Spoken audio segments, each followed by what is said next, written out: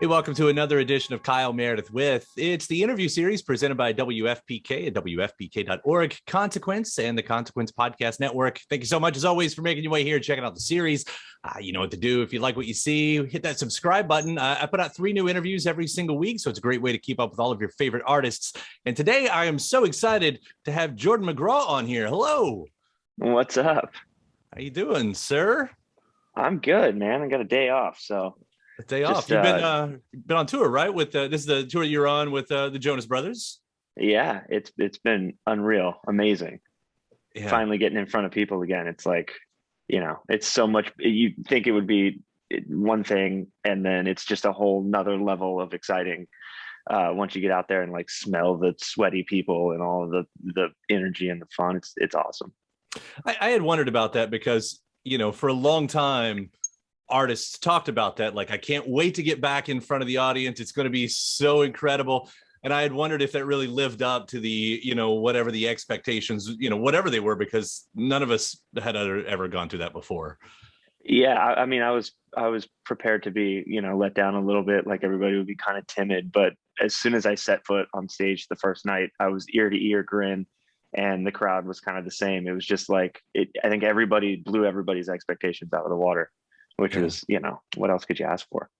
And then you've toured with the Jonas Brothers before in the past, I believe, right? Yeah, I did the Happiness Begins tour with them. Right. Like, obviously, I'm guessing it's very different from that, just considering what, a lot of artists and crews have to go through these days. But just knowing that you're close, like, are you all still able, like, how does it work, the logistics? So, I mean, you're friends. Do the antics still get to happen at this point? Yeah, totally. We keep our bubble pretty tight, which is not really new for us anyway. We're a picky group of friends, but it's different in that, like, we can't go take over a bar after the show, but we set up our own bar and have just as much fun. So it's like a little bit different, but at the same time we're making the best of it. We're having a fucking blast. Yeah, I've been watching some of the live videos of the tour. Did you give away your guitar at the end of a show? Or did you just, what was that? That was a girl that has come to a lot of shows, so I knew I let her just strum it at the end. I had handed it to her knowing that she wouldn't just bolt for the exit. My guitar tech was like, he was looking somewhere else when I did it, and somebody asked him, "Did you get the guitar back?" And he was like, "What are you talking about?" And just ran out there, and she was like, "Here you go." I was like, thank God, because that's like my favorite guitar. Yeah, I was waiting for the whole thing, like, let her strum it. I walked away, then we yanked it back from her, and completely. Yeah, we security tackled her. It was a whole thing. The shows have looked fun anyway, and you've got the new music that you're going for right here. I've heard. I think you talked about in a previous interview, at least leading into this new music, which again, your latest singles, "She" and "Her," are so much fun. And so thanks. much of a big of a jump for you. You've talked about how the pandemic actually allowed you to sort of reassess who you wanted to be musically. What exactly does that mean?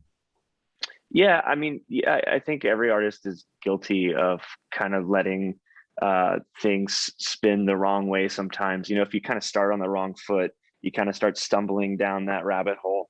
And the pandemic was like a good time for me to just like kind of sit. I got on the phone with my manager and I was like, dude, this is just kind of not it. Like, this isn't feeling right. And I was writing some songs that I wasn't stoked about. People were submitting some songs that just felt wrong.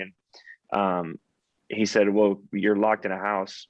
Go lock yourself in a room in the house and stare at a wall until it comes out, And so I did exactly that.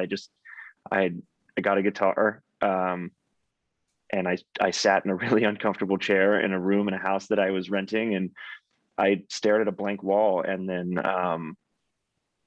I eventually just kind of started listening to all my favorite bands again, trying to kill the time and figure it out and kind of steal from each person and like put together this version of what I want to listen to if I were listening to me.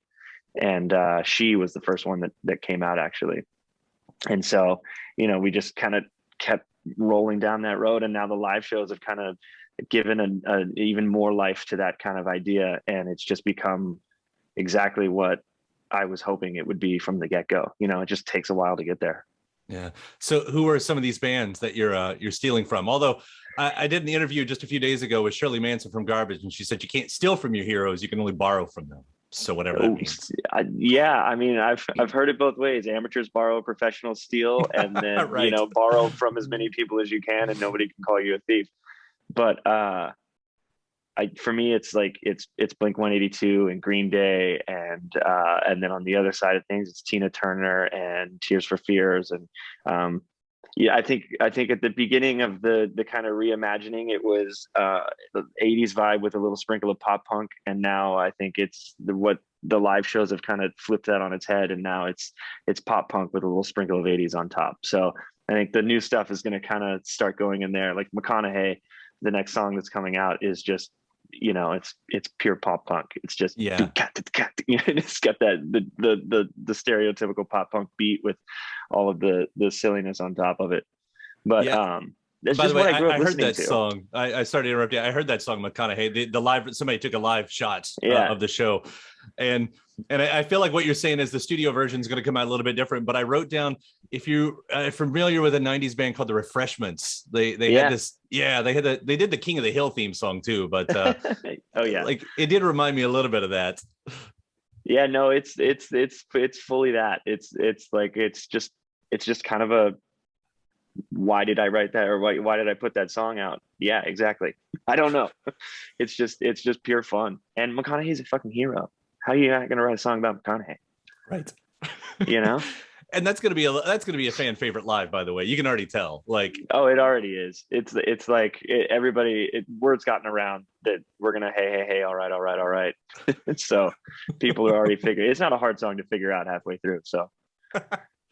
So hearing about those bands, I mean, you mentioned Blink and Green Day, aside from the 80s and 70s groups there, but are these, like, what are your coming of age artists? Who set it off for you? Were they part of it? Yeah, I mean, when we get to Dallas, where I grew up, we're playing the venue where I saw Blink 182 for the first time, and it was the first concert that I got dropped off at. I wasn't with an adult, you know what I mean? I had 3 sodas that night because, damn the man. But yeah, I mean, that was kind of the moment that they had the big flaming fuck sign in the back of the stage, and the curtain dropped, that lit up, and my jaw was just like on the floor. This is exactly what I want to do. How did I not know this existed? And so, once I found Blink, I went down their influences and NoFX and the Misfits and all of that stuff, and then did the same thing with Green Day, which, obviously very similar, but they have their own kind of rabbit hole to go down. And that was just, it's funny that pop punk is coming around again now, but, like for me, that's just, what else is there? You know what I mean? Right. It's always kind of been there. Yeah, that has been interesting to see, like, not only new pop punk artists, which there are plenty of right now, but even, huge pop artists that are also doing pop punk as if it's the new thing. Yeah. Yeah. Which is funny. I love it. I like the more the better, but to me, it's like, yeah, about time. Right. I remember when TRL was on, and it was like NSYNC, Backstreet Boys, and then Blink. It was just part of the whole thing, which is, I think it's turning into again. We're only missing the Warped Tour at this point. I know. I don't know that I want that back. Did you do any Warped Tours? I didn't, but I went to plenty. Mm-hmm. And yeah, that's what I mean. Yeah, did you ever experience them? Yeah. Oh yeah, I don't need that row of porta potties again. That's something else. Let's get back to the new music then. I don't know how to transition out of porta potties at this point. Yeah, yeah. So She is an excellent new single, and it's so much fun to listen to. Thank you. Again, this is something you've talked about a little bit. This sort of comes from your wife's dreams. Is that right? Yeah, she just walked right by me, so she's gonna have to hear the story one more time. But yeah, we were quarantining together, and so we had plenty of each other. And I woke up one morning, and she was just glaring at me, and I was like, what did I do? And it's like, nothing you did, but the dream you was in big fucking trouble. And I think we're all guilty of that. And so that was the first thing. I'd lock myself in that room. Bye. And my wife just left. Sorry. There's going to be a random goodbye in the middle of this story. But yeah, I mean, she was like, dream you is just in so much trouble, which I don't know how to get a hold of him. So you're going to answer for everything he did. She still won't tell me what I did in her dream because she doesn't want me to get any real life ideas. But yeah, I took that story and I was like, fine, well, I'm going to write a song about it. And that's where it came from. Yeah, it's my wife and I made an agreement. We're just fine. We're fine. Whatever you do in your dream, Yeah. whatever I do in your, it's. But you still can't, because it gets vivid and you're like, but I know this isn't real, but right. There's some part of you in here. Right. Yeah. So you turn that around to a music video though. And so you're Wheel of Fortune in the music video. Is that the actual set? Because that looks pretty damn real. It is. We were like, we kind of got the idea spinning, and then it turned into this thing where we were like, we can't do this unless it's on the real set. And which meant, okay, well, we got to think of another idea, because we called them thinking they would be like, haha, no chance. But we called on the right week and they were just done with filming, and they were like, the crew's around for a few more days. You guys want to do it then? And we were like, yes. So we scrambled and got together as many people as we could as quickly as possible. And, I grew up watching Wheel of Fortune. So it was like, for me, I was like starstruck by the set. The wheel is smaller than you think and twice as heavy. And it's like the board is just nuts. I got there and it said Jordan McGraw, welcome. And I was just like, holy shit, this is one of those like crazy things that you never get to do that I'm getting to do. Right. And so the video features just multiple versions of you as the contestants in various different versions. Like, I don't know. We went full Foo Fighters. Right. Yeah. You got a cowboy, you've got the emo goth kid, and you've got I don't know what you say, the geek or whatever. I mean, which one of these do you closest relate with? Is there one? They were all different versions of something I've been or am inside. I FaceTimed my brother. I got the emo kid makeup done first, and I FaceTimed my brother, and he was like, I'm not. This is not phasing me because I have talked to this guy before. I was like, damn it, too real. And then I grew up in Texas, so the cowboy is just every family member that I try not to talk to, and then the nerd is, I am a nerd. For me, that was just that was like oddly the easiest character to be. Right. I mean, I picked Wheel of Fortune. Of course, I'm a nerd. That was like, I came home from school and didn't play video games. I watched Wheel of Fortune. And then played video games. You still win at the end either way. I mean, regardless of exactly. Who wins. That's the best scenario. I won all the money. Right. That goes on to so the other single that's out right now, Her, and I know there's been plenty made of it. You got a she, you have a her. I don't know, we're expecting next whatever pronoun, woman, what is that? Yeah, exactly. I don't know where we're going. It's McConaughey. Okay, that works. Somehow that works. Exactly. Yeah. No, with Her, that's cool. So there's a really cool, I don't know, NXS vibe is what I actually wrote down at the beginning of that. I mean, it's definitely got that 80s thing. I think you were talking about with Tears for Fears and what else going on there. I'd love to hear about this song too. Where does this one come from? Yes, this one I recorded a long time ago after the Happiness Begins tour. I was like trying to figure out, where I was going to take this thing. And I was talking to Nick and Joe about it, and Nick was like, I've got a song I think might work. And he played me a part of Her. And I was like, can I take this and kind of make it my own? And they're like, yeah, of course, do it. And they trusted me enough to go figure the rest of that out. And it wound up being the perfect kind of collaboration. And I was chasing my wife at the time. And so, it kind of worked out to be the perfect version of that story with their help. So, it's always fun to do things with your friends. And when the two friends in question are, kind of good at writing songs, it makes it a little easier. But it's a cool sound. And I guess it does. I mean, it fits in perfectly with She and what you're talking about here. I mean, I really do love this direction. And it does seem, I don't know, quite a bit, as you're saying, of a bigger jump from where you came from. And so you talk about McConaughey coming out next. What's the plan here? Are these singles leading to an album, or is it an EP? What comes next? Eventually I do want to have the like plastic jewel case with the CD and the booklet that folds into a poster with all the lyrics. but at the same time, I want to do it right and give every song their chance to have the spotlight. So right now we're just kind of doing song by song, and then when things seem to be building in the right way, then yeah, absolutely a big album collection of songs that make sense together, and we can go old school with in the packaging. Right. It was funny. Yeah. I had I'm next to like a CD shelf, that just goes nice. and goes and goes. Yeah. And one of them that I'd had forever was Counting Crows, and it was a deluxe edition of August and everything. After I opened up the other day and pulled the poster out that I never even knew was back there. I love the posters hiding in there. Exactly. I'm all for that. My favorite thing too was the Blink "Take Off Your Pants and Jacket," where there were 3 different versions with a different bonus song on each one. And right. I know it was just a trick to get us to buy it 3 times, but it worked on me. I had all 3 versions. I was ripping the songs off, so I had like all of the bonus tracks. I just missed that. You know what I mean? Right. And the smell of it when you take that plastic off. Oh. Mm-hmm. Yeah, especially the booklets. I always appreciated the smell of CD booklets more than any other. Oh yeah, like even vinyl or whatever. You can't describe the smell. No, it's like ink, paper, and like some random factory, but together it is just home. Yeah, it's funny. We were talking about Blink. I just had that live album in the Mark, Tom, and Travis show. Was that yeah. Just I mean, that's one of like.